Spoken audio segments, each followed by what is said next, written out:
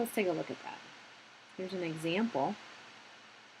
If you're given this crosstab, and we're looking at male-female differences on grade or success rate in beginning algebra. So recode grade in Math 23. We're looking at the differences between males and females. And you can see in this cross-tabulation the observed frequencies that we've come up with in our data set.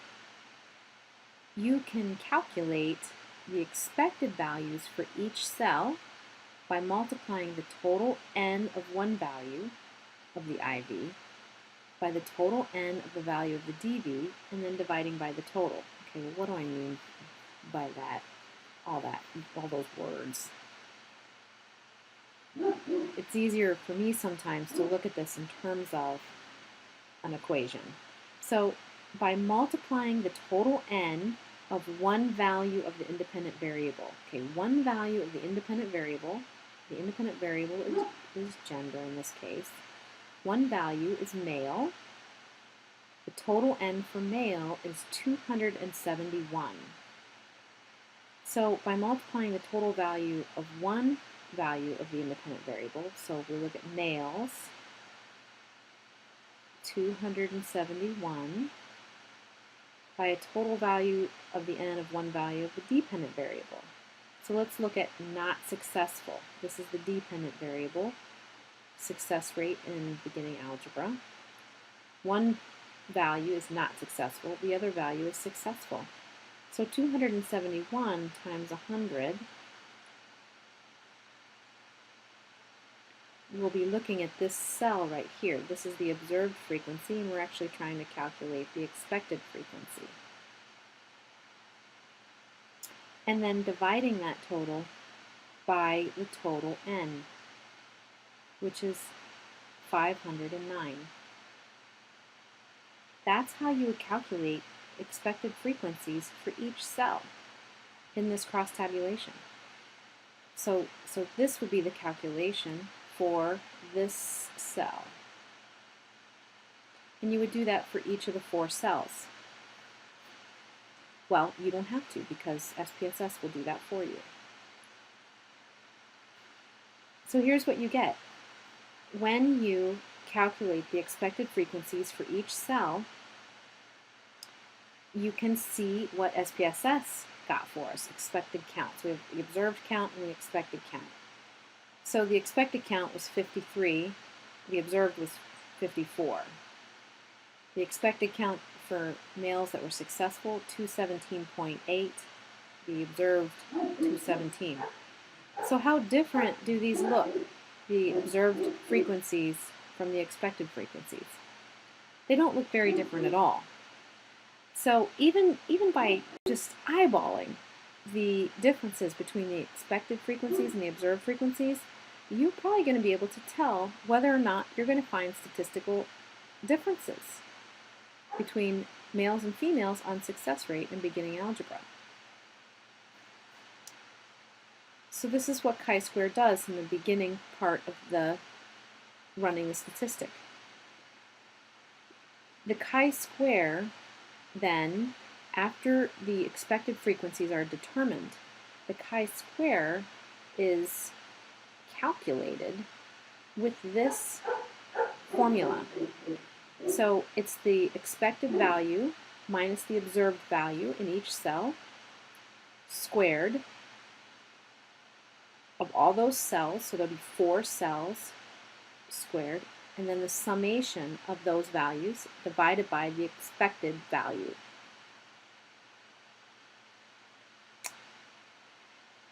So what you get when you run this in SPSS, SPSS is actually calculating this. And I think what I'd like to show you here is that this summation is larger.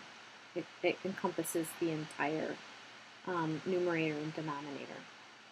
This is a picture of the results that you get when you run chi-square in SPSS. And this happens to be called Pearson chi-square, that first row. These are some different statistics that are run. We're not going to worry about those right now. We're just going to look at that first one, Pearson chi-square. So here's the value of the chi-square. So the SPSS ran it, the value of the chi-square in this case for the differences among males and females on success rate in beginning algebra. The chi-square value is 0.029.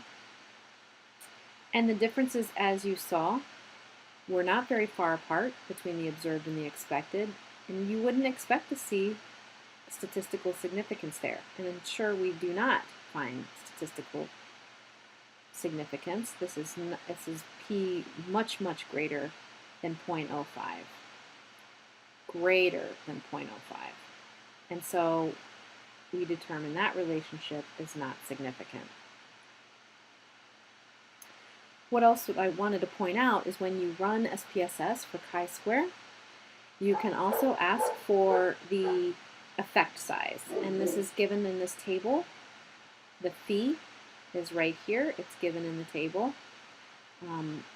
For effect size, you can ask for that. And we already know that the relationship is not significant at all, and it probably lends itself to the fact that the phi, the effect size, is not significant either.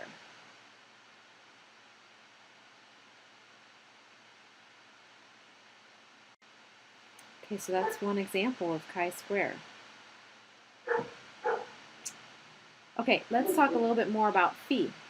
Phi is the effect size for chi-square, and it's actually pretty easy to calculate too, because it's just the square root of chi-square divided by n. So phi, and this is a Greek letter, phi is equal to the square root of chi-square divided by your sample size. So that's pretty easy to calculate too. This effect size ranges from 0 to 1, where 0 means there's absolutely no relationship at all. 0.3 means it's weak. 0.5 means the magnitude is moderate. 0.7 means it's fairly strong. 1 means it's a near perfect relationship, a perfect relationship. So this is similar to how we interpret Pearson R, even though this one ranges from 1 to, or -1 to 1. But the cut points for phi are the same as for R in terms of strength or magnitude of relationship. Okay, here's another chi-square example. Run in SPSS. Here's the we're going to be looking at students that attended orientation or not versus success rate in beginning algebra, Math 23. So orientation is the independent variable. Success rate in beginning algebra is the dependent variable. So here's our cross tabulation. These are the observed frequencies, the top number in each cell, and the bottom number in each cell is the expected frequency. And you remember how that was calculated by just taking the total counts in each row for each value of the variable and dividing by the total n to find the expected in each cell. And so look at these differences. How different do they look?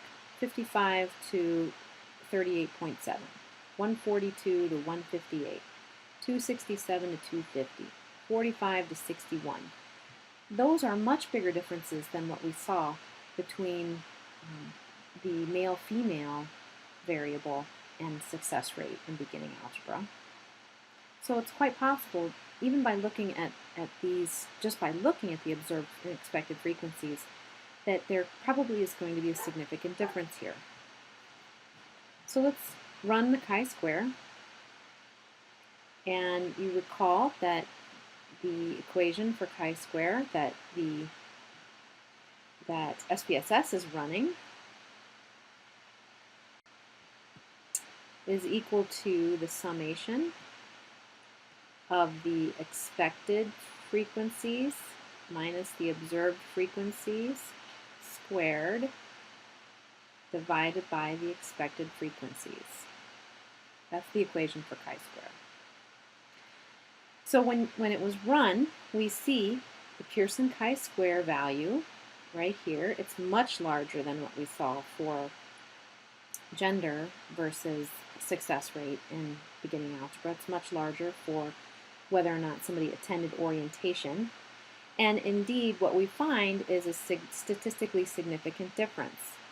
And so this statistically significant difference is significant at basically the 3 asterisk level because the p-value is less than or equal to 0.001.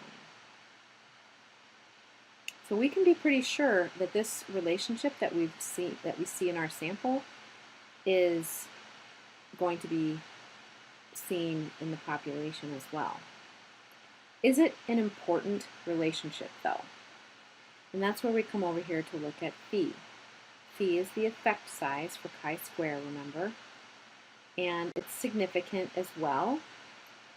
And its value is 0.165, which basically means that it doesn't have a very large magnitude. Remember the cutoff point was between 0 and 0.3. In this range, we have a fairly weak or small magnitude relationship. And that's what we see with this one. So it's statistically significant, but the magnitude of the relationship is small or weak.